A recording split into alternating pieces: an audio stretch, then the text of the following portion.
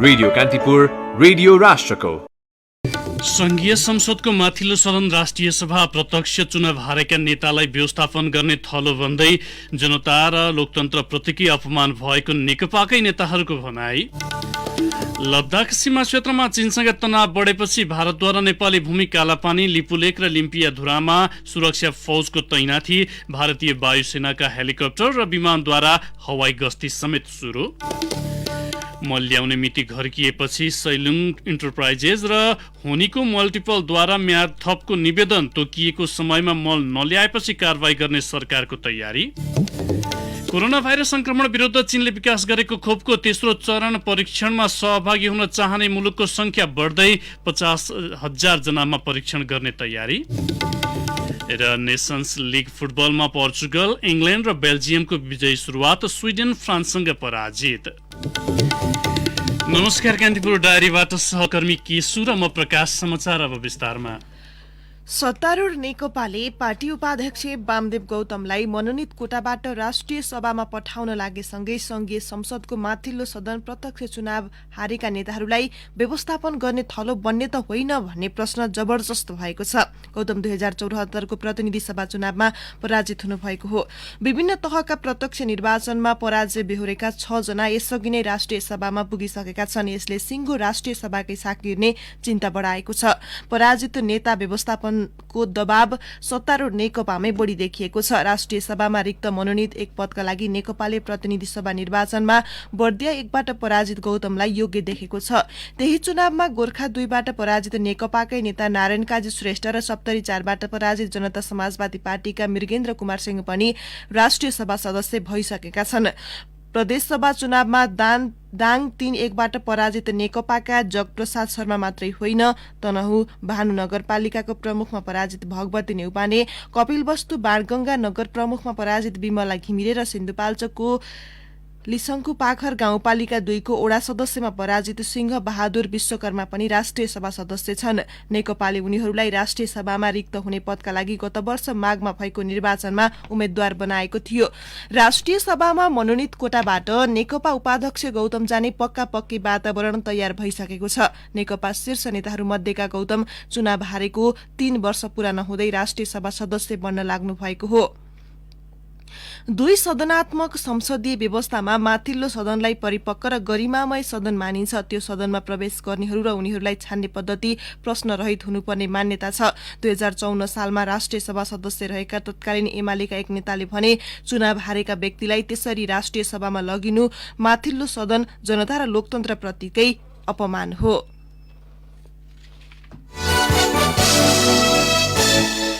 चीनसँग लद्दाख सीमा क्षेत्रमा तनाव बढेपछि भारतले नेपाली भूमि कालापानी, लिपुलेक र लिम्पियाधुरा क्षेत्रमा केही दिन यता सुरक्षा फौजको तैनाथी बढाएको छ।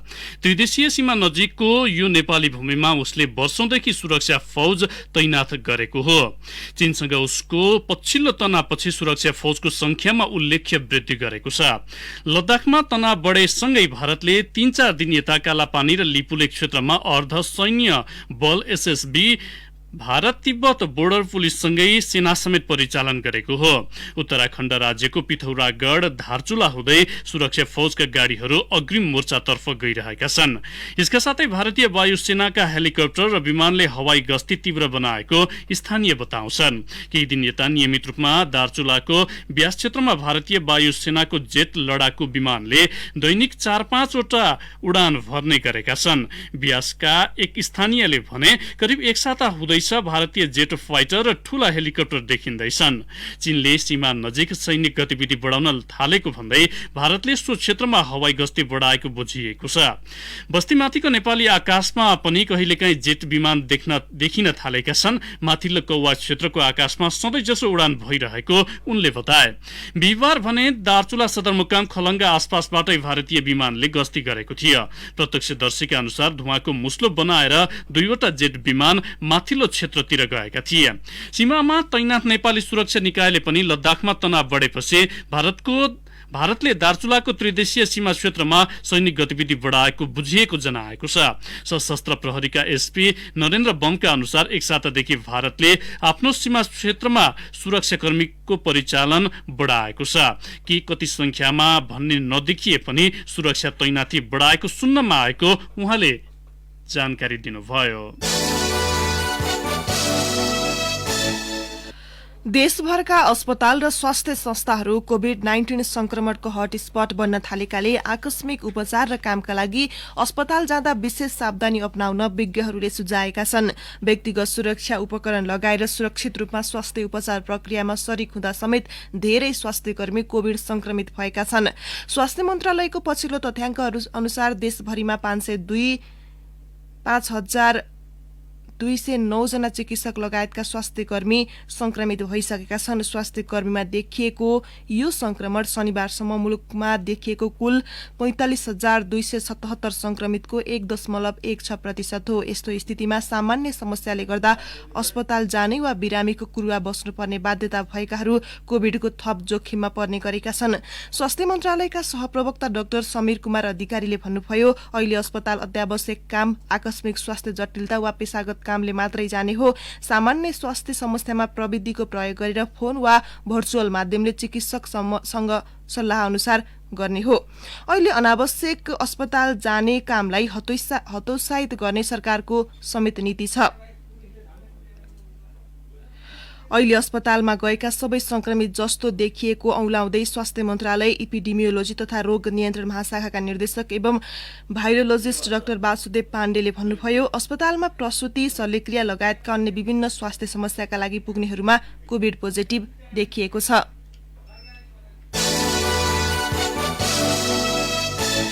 काठमाडौँको सुन्धारा स्थित केन्द्रीय कारागारमा कोरोना परीक्षण र कन्ट्र्याक्ट ट्रेसिङ पर्याप्त नहुँदा कैदीबन्दी संक्रमणको जोखिममा परेका छन्। कैदीबन्दीको उपचारका लागि स्थापना गरिएको कारागार अस्पताल व्यवस्थित नहुँदा संक्रमितको उपचारमा समेत बाधा पुगिरहेको छ।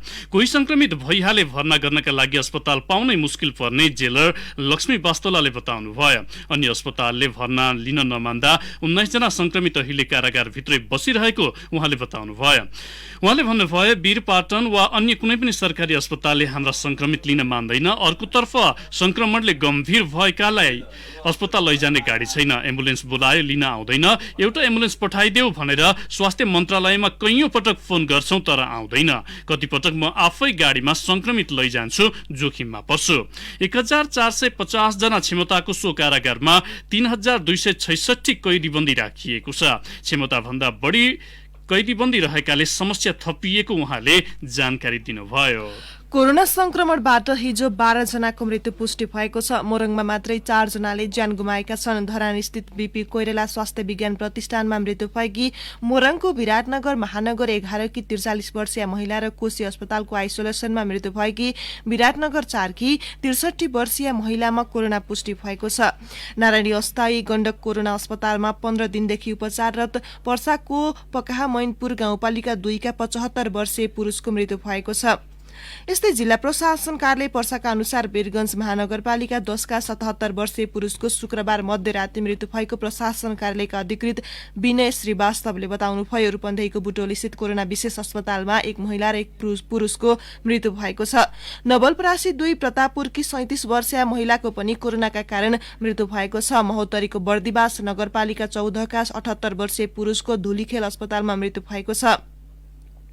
यस्तै काठमाडौँका 41, 59 र 65 वर्षका पुरुषको पनि कोरोना संक्रमणबाट ज्यान गएको स्वास्थ्य मन्त्रालयले जनाएको छ। यसैबीच प्रतिनिधि सभा सदस्य एवं नेपाल मजदुर किसान पार्टीका सचिव प्रेम सुवाललाई कोभिड-19 संक्रमण पुष्टि भएको छ। कन्ट्याक्ट ट्रेसिङमा परेर भदौ 15 गते पीसीआर परीक्षणका लागि स्वाब दिएका सांसद सुवालको हिजो रिपोर्ट पोजिटिभ आएको हो। परीक्षणसँगै होम आइसोलेसनमा बसेको, कोरोना भाइरसको कुनै लक्षण नदेखिएको र स्वास्थ्य अवस्था सामान्य भएको सांसद सुवालले बताउनुभयो। कान्तिपुर डायरीमा अब ब्रेकको पालो। कान्तिपुर डायरीमा अब बाँकी प्रसंग। यसअघि प्रसारित समाचारमा स्वास्थ्य मन्त्रालयको पछिल्लो तथ्याङ्क अनुसार देशभरिमा 529 जना चिकित्सक लगायत स्वास्थ्यकर्मी संक्रमित हुनुपर्नेमा अन्यथा भएकोमा सच्याइएको छ। अब कान्तिपुर सविस्तार।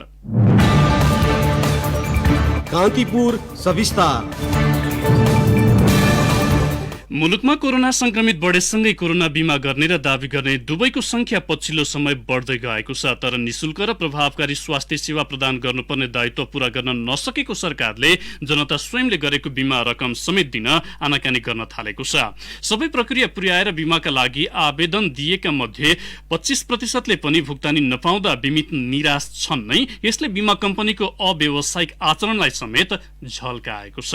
बिमा समितिको तथ्याङ्क अनुसार हालसम्म करिब 10 लाख जनाले कोरोना बिमा गरिसकेका छन्। उनीहरूबाट बिमा कम्पनीहरूले 75 करोड बढी रकम आर्जन गरिसकेका छन्। हालसम्म करिब 1500 जनाले बिमा रकम माग दावी गरेका छन्। त्यसमध्ये 253 जनाले मात्रै रकम भुक्तानी पाएका छन्। बिमा समितिले निजी स्वास्थ्य संस्थामा गरेको परीक्षण रिपोर्टलाई मान्यता नदिने भन्दै कम्पनीहरूमा सर्कुलर नै जारी गरेपछि बिमा भुक्तानी पाउनेको संख्या कम भएको हो। बिमा समितिको यो निर्णयको सर्वत्र आलोचना भएको छ। तर बिमा समिति भने भएकै प्रावधानको कार्यान्वयनमा कडाई मात्र गरिएको दावी गर्छ। समितिका अध्यक्ष चिरञ्जीवी चापागाई यो चाहिँ 2077 वैशाख 7 गते जुन हामीले चाहिँ पहिलो बिमा लेख मैले आफै लिएको थिएँ त्यसमा पनि हामीले स्पष्ट लेखिएको छ भने हामीले चाहिँ साउन 1 गतेदेखि जब नेपाल सरकारले अनुदान दिने व्यवस्था गर्यो त्यसपछि हामीले मापदण्ड बनायौँ। त्यो मापदण्डमा स्पष्ट व्यवस्था छ। अब यो स्पष्ट व्यवस्था हुँदा हुँदै हाम्रा बिमा कम्पनीहरूले फेरि यो चाहिँ रिजल्ट निकाल्नु चाहिँ मलाई जाँचमा लाग्छ, मलाई चाहिँ ठिक छैन। र मैले त अब के भनिरहेको छु भने आज रेगुलेटरको नाताले बिमा समितिको अध्यक्षको नाताले अहिलेसम्म 253 जुन चाहिँ बिमा लेखहरू चाहिँ दावी भुक्तानी गरिसकेको छ त्यो पनि हामी एकपल्ट निरीक्षण गर्नुपर्ने हो। बिमा लेख बिक्री वैशाख 7 बाटै शुरू भएको हो। कोरोना बिमामा 1,50,000 गरी दुई प्रकारको बिमाङ्क तोकिएको छ। 1 लाखका लागि 1,000 र 50,000 का लागि 600 रुपियाँ तिर्नुपर्ने व्यवस्था छ। सामूहिक रूपमा गर्दाखेरि यो रकम अझै कम हुन आउँछ। यसमा पनि साउन 1 गतेबाट सरकारले 50% अनुदान दिएको छ। सरकारले अनुदान दिएपछि मात्रै नयाँ मापदण्ड बनाई भुक्तानीमा कडाई गर्नु अव्यावसायिक भएको पूर्व अर्थ सचिव रामेश्वर खनाल बताउँछन्। बिमा कम्पनीहरूले असल व्यावसायिक आचरण चाहिँ पालना नगरेको स्पष्ट देखिन्छ। सुरुमा उहाँहरू आफै उत्साहित हुनुभयो, नेपालमा धेरै केस आउँदैन होला त्यही भएर यसमा फाइदा गर्न सकिन्छ भनेर उहाँहरू मजासँग अफर गर्नुभयो। अहिले अरू केसहरू बढ्न लाग्यो भन्नाले दाबी बढी आउँछ कि भन्ने आशंकामा उहाँहरूले उल्लेख गरेको शर्तलाई कार्यान्वयन गर्न पनि अलिक कडाई गरिएको, बिमा दाबी भुक्तानी नगरिएको र कतिपय अवस्थामा बिमा गर्न पनि अनिच्छा व्यक्त गरेको उहाँहरूले व्यवहार देखाउनु हो। यो व्यवहार चाहिँ गलत। कोरोना संक्रमितको संख्या बढ्दै गई सरकारी अस्पतालले मात्र धान्न सक्ने अवस्था नभएपछि केही निजी अस्पताललाई पनि सरकारले परीक्षण अनुमति प्रदान गरेको छ। हाल मुलुकभर करिब 12वटा निजी अस्पतालमा कोरोना परीक्षण हुँदै आएको छ। निजी क्षेत्रबाट हालसम्म 35,000 बढी नमूना परीक्षण भएको स्वास्थ्य मन्त्रालयले जनाएको छ। तर सो रिपोर्ट मान्य नहुने बिमा समितिको सर्कुलरले सरकार र सरकारी निकाय बीचको समन्वय अभाव झल्काएको छ। पुनः पूर्व अर्थ सचिव खनाल नेपालमा स्वास्थ्य बिमा अरू रोगमा पनि हुन्छ। कोरोनामा मात्रै भन्यो भने कि पहिलेदेखि भइरहेको छ, त्यसको लागि चाहिँ त्यति ठुलो समस्या थिएन, राम्रै चलिरहेको छ। कोरोनामा आतंकित भएर निजी स्वास्थ्य संस्थाहरूले गलत बिल जारी गर्छन् कि भनेर उहाँहरूले आशंका गर्नु गलत हो। बिमा कम्पनीहरूले निजी अस्पतालसँग पहिलेदेखि काम गरिरहेको हुनाले निजी अस्पतालले कस्तो किसिमले बिल जारी गर्छन् भन्ने उहाँहरूलाई जानकारी छ। त्यही भएर यो अनावश्यक बखेडा यस्तो बेलामा निकाल्नु हुँदैन थियो। जनस्वास्थ्य र अर्थ सम्बन्धी अर्का जानकार डाक्टर शिवराज अधिकारी पनि हजारौं बिमितले बिमा गरिसकेको अवस्थामा बीमक कम्पनीले दिने भनेको सुविधाबाट पछाडि हट्न नाजायज हुने तर्क गर्छन्। पहिला चाहिँ इन्सुरेन्स भइसक्यो मान्छे, इन्सुरेन्स लिइसक्यो, इन्सुरेन्सको चाहिँ बेनिफिट प्याकेज भन्नेमा चाहिँ यो सर्भिस दिने भनेर चाहिँ हामी चाहिँ दिइसक्यौँ। त्यो बेनिफिट प्याकेजमा चाहिँ एग्री भइसकेपछि मान्छेले प्रिमियम तिर्ने हो। त्यही अनुसार प्रिमियम तिर्यो भनेपछि अब सर्भिस लिने बेलामा चाहिँ के भन्दा त्यो बेनिफिट प्याकेजबाट बाहिर लैजान्छु भन्न त पाइएन नि। बिमा गराउनेहरूको संख्या बढेपछि कम्पनीहरूले धान्न नसक्ने भन्दै यसअघि जेठ 22 गते पनि बिमा स्थगित गर्न बिमा समितिले कम्पनीहरूलाई निर्देशन दिएको थियो। तर बिमा समिति, बिमा कम्पनी, सरकार र पुनर्बिमा कम्पनी सबैले जोखिम बाँड्ने सहमति भएपछि निर्देशनको 24 घण्टा नबित्दै बिमा पुनः शुरू भएको थियो। त्यसयता पर्याप्त तयारी बिनै बिमा लेख जारी गर्न निर्देशन दिएको, बिमितको संख्या बढ्ने अनुमान नगरेको भन्ने आरोप बिमा समितिले खेप्दै आएको छ। यस्तो अवस्थामा पूर्व सम्झौता अनुसार भुक्तानी दिन समेत नयाँ बखेडा झिकेपछि समग्र बिमा सेवामाथिकै विश्वासमा प्रश्न उठेको छ। रेडियो कान्तिपुरका लागि प्रतीक्षा खनाल। कान्तिपुर सविस्तार। कोरोना बीमामा निजी अस्पतालमा गरिएको परीक्षण रिपोर्टलाई मान्यता नदिने बीमा समितिको निर्देशनलाई लिएर सर्वत्र विरोध भएको छ। पुरानै व्यवस्थालाई थप स्पष्ट पारिएको भन्दै बीमा समितिले बिहिबार कम्पनीहरूलाई स्वास्थ्य मन्त्रालय मातहतका निकायमा भएको परीक्षणका आधारमा मात्र दाबी भुक्तानी दिन भनेको थियो। निजी अस्पतालका प्रयोगशालामा गरिएको परीक्षणलाई सरकारले मान्यता दिने तर बीमा समितिलाई किन अमान्य हुने भन्दै यसको विरोध भएको हो। कोभिड-19 को संक्रमण बढेपछि सरकारी अस्पतालले मात्र परीक्षण गर्न सक्ने अवस्था भएन, सोही कारण सरकारले निजी अस्पताललाई पनि परीक्षणको अनुमति दियो। त्यसपछि मानिस निजी अस्पतालमा पनि परीक्षण गर्न थालेका हुन्। निजी अस्पतालका रिपोर्टलाई मान्यता नदिने बीमा समितिको निर्णय सही नभएको र त्यसले सर्वसाधारणलाई शास्ति दिएको नेपाल उद्योग वाणिज्य महासंघका वरिष्ठ उपाध्यक्ष शेखर गोल्छाले बताउनुभयो। यस्तै नेपाल उद्योग परिसंघका अध्यक्ष सतीश मोरले पनि निजी अस्पतालको रिपोर्टलाई मान्यता नदिनु गलत भएको बताउनुभयो। नीति निर्मातामा दूरदृष्टि नहुँदा यस्तो अवस्था आएको एक बीमा विज्ञ बताउँछन्। अख्तियार दुरूपयोग अनुसन्धान आयोगले गत मङ्सिर 8 गते यातायात व्यवस्था कार्यालयका 38 जना कर्मचारी विरुद्ध भ्रष्टाचार मुद्दा चलायो। ट्रायलमा फेल भएकालाई लाइसेन्स बाँडेको र राजस्व नै नलिएको आरोपमा उनीहरूमाथि मुद्दा चलाइएको थियो। सो मुद्दामा 100 रुपैयाँ बिगो माग दाबी गरिएको कर्मचारी 8 जना थिए। 1000 रुपैयाँ भन्दा कम बिगो माग दाबी गरिएका 19 जना थिए। कार्यालय प्रमुख एवं उपसचिव आनन्द केशरी पोखरेल विरुद्ध करिब 8 लाख रुपैयाँ बिगो माग दाबी थियो। अरू सबैको बिगो 25,000 रुपैयाँ भन्दा कम छ। यातायात व्यवस्था विभागका एक उपसचिवका अनुसार कमाउनकै लागि यातायातमा जाने कर्मचारीले रसिद नकाटी राजस्व छोल्नु भन्दा पनि ठूलो रकम घुसबाटै उठाउँछन्। ती उपसचिवले भने ट्रायल फेल भएको एक जनालाई लाइसेन्स दिँदा नै 10 देखि 15,000 रुपैयाँ आउँछ। रसिद नकाटेर 100 रुपैयाँ राजस्व छल्नु पर्दैन। अख्तियारले नै चैत्र 9 गते रौतहटका यमुना माई गाउँपालिका 3 का वडा सदस्य राम विश्वास मुखिया र निर्गुण पासवानलाई 13,000 रुपैयाँ सहित पक्राउ गर्यो। चैत्र 6 गते कास्की जिल्ला अदालतका श्रेष्ठदार लोकनाथ पराजुली 30,000 सहित नियन्त्रणमा परे। चैत्र 5 गते धनुषा जनता माविका प्रधानाध्यापक महेन्द्र महतो 2 लाख रुपैयाँ सहित पक्राउ परे। 1 लाख ननाग्ने अंकमा घुस खाएका यी राष्ट्र सेवकहरूले पक्राउ परेर अख्तियारको थुवा कोठामा कोरोना संक्रमणको प्रारम्भिक त्रासदी युक्त दिन बिताए। लकडाउनका बेला काठमाडौँ प्रवेश गर्न खोज्दा प्रहरीले रोकेपछि एक यात्रुले उनलाई घुसको अफर गरे। प्रहरीले फरवार्ड गरिदिएको त्यो केस समेत अहिले अख्तियारले हेरिरहेको छ। केही वर्ष यता अख्तियार दुरूपयोग अनुसन्धान आयोगले लो प्रोफाइल भ्रष्टाचार मुद्दामा रमाएको देखिन्छ। निकै सामान्य र औसत स्तरका कर्मचारीलाई घुससहित रंगेहात पक्राउ गरेर दायर गरिने मुद्दा पछिल्लो 7 वर्षमा झण्डै 10 गुणाले बढेको छ। त्यसका लागि अख्तियारले प्रहरीतर्फ जनशक्ति बढाएको छ र छुट्टै युनिट नै खडा गरेको छ। स्टिङ अपरेसनका साथसाथै नक्कली प्रमाणपत्र साना प्रकृतिका मुद्दा देखाएर अख्तियारले आफ्नो कार्य सम्पादन प्रभावकारी रहेको दावी गरिरहेको छ।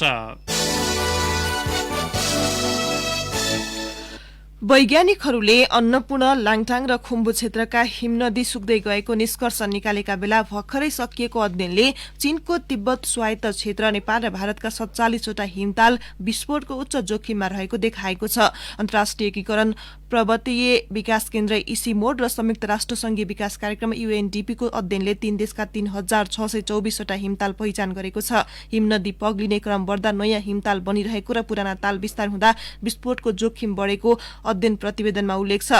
अध्ययन अनुसार कोशी जलाधार क्षेत्रमा 2064, कर्णाली जलाधार क्षेत्रमा 1128 र गण्डकी जलाधार क्षेत्रमा 432 हिमताल छन्। तीमध्ये 2070 वटा नेपाल, 1509 वटा तिब्बत स्वायत्त क्षेत्र TAR र 45 वटा भारतमा पर्छन्। प्रतिवेदनमा भनिएको छ 1410 वटा हिमताल 0.02 वर्ग किलोमिटर भन्दा ठूला र त्यस आसपासका छन्। कोभिड-19 संक्रमणका कारण महाधिवेशनको तालिका प्रभावित हुन सक्ने भएपछि वरिष्ठ नेता रामचन्द्र पौडेलले पुरानै प्रतिनिधिबाट महाधिवेशन सम्पन्न गराउने विकल्प अघि सार्नु भएको छ। पौडेलले हिजो आफ्नो पक्षका केन्द्रीय सदस्यहरूको भर्चुअल बैठकमा यस्तो विकल्प अघि सार्नु भएको हो। लगतै केन्द्रीय सदस्य महेश आचार्यले असहमति जनाएपछि पौडेलको प्रस्तावमा विस्तृत छलफल भएन, तर पौडेलले केही समय अघिदेखि यस्तो विकल्प छलफलका लागि अघि बढाइरहनु भएको छ। कोरोना महामारी बढ्दै जाँदा यति बेला क्रियाशील सदस्यता वितरण कार्य समेत रोकिएको छ। करिब 11 जिल्लामा पार्टीका पुराना संरचनाको समायोजन समेत सकिन बाँकी छ। गत बुधबार राति बागलुङको ढोरपाटनको भुजी खोलामा आएको बाढी पहिरोले बगाएर बेपत्ता भएका थप 2 जनाको शव फेला परेको छ। शनिबार 2 पुरुषको शव भेटिएको जिल्ला प्रहरी कार्यालयका डीएसपी राजेन्द्र रेग्मीले बताउनुभयो। सँगै मृत्यु हुनेको संख्या 16 पुगेको छ। 22 जना अझै बेपत्ता छन्। भेटिएका मध्ये 13 जनाको शनाखत भएको छ। कान्तिपुर डायरीमा पुनः ब्रेकको पालो। अब आर्थिक प्रसंग भदौ 20 सम्म मल आयात गरिसक्न जिम्मा पाएका सैलुङ इन्टरप्राइजेस र होनीको मल्टिपलले म्याद थपको निवेदन दिएका छन्। उनीहरूले मल ल्याइसक्नु पर्ने समयभन्दा एक दिन अघि शुक्रबार ठेक्का सम्झौता भएको निकाय कृषि सामग्री कम्पनीलाई पत्र पठाउँदै म्याद थपको निवेदन दिएका हुन्। कृषि तथा पशुपन्छी विकास मन्त्री घनश्याम भुसालले ठेक्का समय नथप्ने बरु कानूनी व्यवस्था अनुसार उनीहरूमाथि कारबाही गर्ने बताउँदै आउनु भएको छ। कम्पनीहरूका लागि पर्याप्त समय दिइसकेकाले अब म्याद नथप्ने मन्त्री भुसालको भनाइ छ। कृषि सामग्री कम्पनीका प्रबन्ध निर्देशक नेत्र बहादुर भण्डारीले भन्नुभयो, कम्पनीसँगको सम्झौता शनिबार राति 12 बजे सकिएको छ, तर 1-2 महिना म्याद चाहियो भन्दै ती कम्पनीले शुक्रबार निवेदन दिएका छन्। यी कम्पनी र कृषि बीच आयात सम्झौता पछिको ढुवानीको अवस्था प्रगतिबारे आइतबार छलफल गर्नेछौं। निवेदनका बुदामा हेरेर थप कानूनी प्रक्रियामा जान्छौं। कृषि सामग्री कम्पनीले 2076-77 मा 3,04,500 मेट्रिक टन मल आयात गर्न 7 कम्पनीलाई अनुमति दिएको थियो। अब अन्तर्राष्ट्रिय प्रसंग। कोरोना भाइरस संक्रमण विरुद्ध चीनले विकास गरेको खोपको तेस्रो चरण परीक्षणमा सहभागी हुन चाहने मुलुकको संख्या बढ्दै गएको छ। यसअघि UAE, Bahrain, Peru, Morocco, Argentina र जोर्डनले खोपको परीक्षणमा सहभागिता जनाइरहेका बेला पाकिस्तान र सर्बिया पनि त्यसमा सहभागी हुने भएका छन्। अन्य 2 मुलुक समेत सहभागी हुने तयारीमा रहेको चीनको नेशनल बायोटेक ग्रुप तथा सिनोभाग बायोटेक लिमिटेडलाई उद्धृत गर्दै रोइटर्सले जनाएको छ। पाकिस्तानले बेजिङमा विकास गरिएको खोप मात्र परीक्षण गर्ने र सर्बियाले बेजिङ तथा वुहानमा विकास गरिएको 2वटै खोप आफ्नो मुलुकमा परीक्षण गर्ने भएको हो। सो खोप 50,000 जनालाई परीक्षण गरिने तयारी गरिएको छ। अन्तिम चरणको परीक्षणमा रहेको सो खोप विदेशी मुलुकबाट 50 करोड डोज माग हुने दावी समेत चीनले गरेको छ। अब एउटा खेल प्रसंग। डिफेन्डिङ च्याम्पियन पोर्चुगलले युएफए नेसन्स लीग फुटबलमा शानदार सुरुवात गरेको छ। समूह चरणको पहिलो खेलमा क्रोएसियालाई 4-1 को फराकिलो अन्तरले हराउँदै पोर्चुगलले प्रतियोगिताको सुखद सुरुवात गरेको हो। खेलको पहिलो हाफमा 1 गोल गरेको पोर्चुगलले दोस्रो हाफमा 3 गोल थप्दै 1 गोल खाएको थियो। 41औं मिनेटमा जोआओ क्यान्सेलोको गोलमा पोर्चुगलले अग्रता लिएको थियो। टोलीका मुख्य स्ट्राइकर क्रिस्टियानो रोनाल्डो बिनै मैदान उत्रिएको पोर्चुगलका लागि डिएगो जोटाले 58औं मिनेटमा अर्को गोल थपेका थिए। 70औं मिनेटमा जोआओ फेलिक्सले टोलीलाई 3-0 को अवस्थामा पुर्याए। इन्जुरी समयको सुरुवातमै ब्रुनो पेट्कोभिकले गोल गर्दै क्रोएसियाको अन्तर घटाएको थिए। लगत्तै आन्द्रे सिल्वाले गोल गर्दै पोर्चुगललाई 4-1 को शानदार जित दिलाए। औंलाको चोटका कारण रोनाल्डोले पहिलो खेल गुमाएका थिए। क्रोएसियाका लुका मोड्रिक र इभान राकिटिकलाई पनि विश्राम दिँदै अन्य खेलाडीलाई पोर्चुगल विरुद्ध मैदान उतारिएको थियो। गए राति नै इंग्ल्यान्डले आइसल्यान्ड विरुद्ध 1-0 को संघर्षपूर्ण जित निकाल्यो। आइसल्यान्डको मैदानमा इंग्ल्यान्डलाई जिताउन राहिम स्टर्लिङले निर्णायक गोल गरेका थिए। खेलको इन्जुरी समयमा पाएको पेनाल्टीको अवसरलाई उनले जाली चुमाएका थिए। बेल्जियमले डेनमार्कलाई 2-0 ले हराउँदै प्रतियोगितामा सुखद सुरुवात गरेको छ। अन्य खेलहरूमा फ्रान्सले स्विडेनलाई तथा जर्जियाले इस्टोनियालाई समान 1-0 ले पराजित गरे। अजरबैजान लक्जमबर्गसँग 2-1 ले पराजित हुँदा मोन्टेनेग्रोले साइप्रसलाई 2-0 ले पराजित गरेको छ। अब मौसम सम्बन्धी जानकारी। काठमाडौँ उपत्यका सहित मुलुकभर सामान्य बदली रही केही स्थानहरूमा वर्षाको सम्भावना रहेको जल तथा मौसम पूर्वानुमान महाशाखाले जनाएको छ। केही बेर अघि 21 डिग्री सेल्सियस मापन गरिएको काठमाडौँ उपत्यकाको अधिकतम तापक्रम आज 29 डिग्री सेल्सियससम्म पुग्नेछ। सूर्योदय बिहान 5 बजेर 45 मिनटमा भयो भने सूर्यास्त साँझ 6 बजेर 18 मिनटमा हुनेछ। अब एउटा जानकारी। अहिले केही बेरमा प्रसारण हुने हाम्रो नियमित कार्यक्रम द हेडलाइनर्समा आज हामी नेकपा सचिवालयको पछिल्लो निर्णयले नेपाली राजनीतिमा ल्याएको तरङ्गका विषयमा नेकपाका युवा नेता निरज आचार्यसँग कुराकानी गर्दैछौँ। सुन्ने प्रयास गर्नुहोला। हवस् त कान्तिपुर डायरीको यो बुलेटिन यही सकिन्छ। 8 बजे डेभलपमेन्ट एन्ड इकोनोमिक्स डायरीका साथ उपस्थित हुने नै छौँ। केशु र प्रकाश आज्ञा माग्छौँ। नमस्कार।